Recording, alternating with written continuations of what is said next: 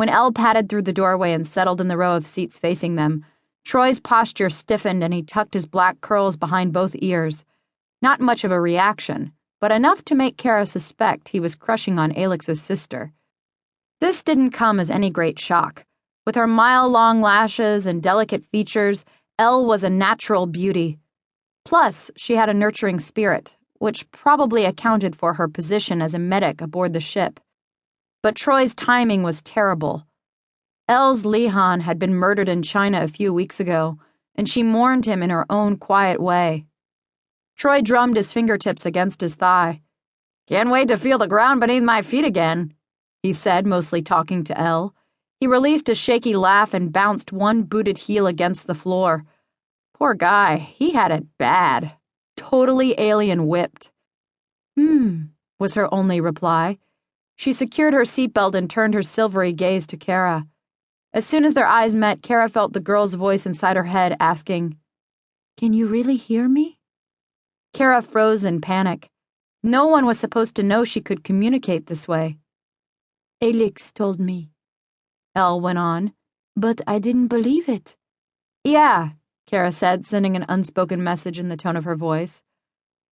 "I'm ready to get off this ship, too. Space travel makes me nauseated." "I hope you don't mind," Elle told Cara, "but I asked the elders to assign us to the same room." Then she added privately, "Aelyx told me to watch over you until he returns." "That depends," Cara winked. "Do you snore?" "Sometimes," Elle confessed, not understanding the joke. "But Aaron used to say it was endearing." She bit her lip and studied her folded hands, her expression heavy with grief. Everyone fell silent after that, electing to stare out the side windows into the blackness. Moments later, 2 final passengers joined them and the door hissed shut.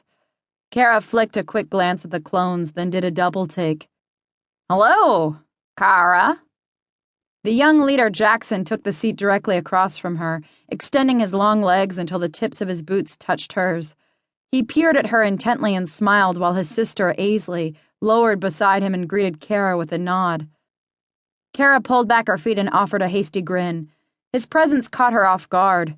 Jackson and Aelyx were members of the Way, Lair's governing body, so why hadn't they shuttled down with the elders? Jackson continued to study her while fastening his straps. "Aelyx and I volunteered to escort you to the capital."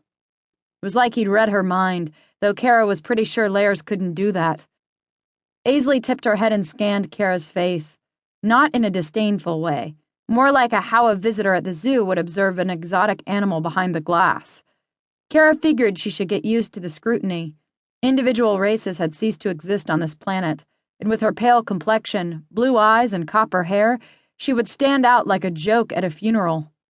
"On Earth," Aelyx said, "a year equals 1 planetary rotation around your sun, correct?" Cara nodded, feeling the rumbling engines vibrate the bottom of her seat. The shuttle separated from the boarding corridor with a slight lurch, and a thrill of exhilaration shot through her. They were finally leaving the transport. "Then that would mean I'm 17 years old, like you," Aelyx told her, then nodded at her brother. "And Jackson's 21. 21? Cara wrinkled her forehead in confusion, trying to remember what Aelyx had told her about the old Lair breeding program. Geneticists had played God for too long and bred the life out of themselves, so they backtracked, cloning citizens from the archives. But that policy had gone into effect 20 years ago, and it took 9 months to grow a baby inside the artificial wombs. I thought the oldest clones were 19. Jackson's smile never faltered, but his words turned frosty. "I suppose Aelyx told you that." He didn't give her a chance to reply. "Our population is small, Miss Sweeney, but I can guarantee that your Lihan hasn't met every clone on the planet." Whoa, clearly she'd touched a nerve. She tried to make light of the misunderstanding. "I'm sure it's an innocent mistake. Despite what Aelyx thinks, he doesn't know everything." Nobody laughed. Tough crowd, these ladies.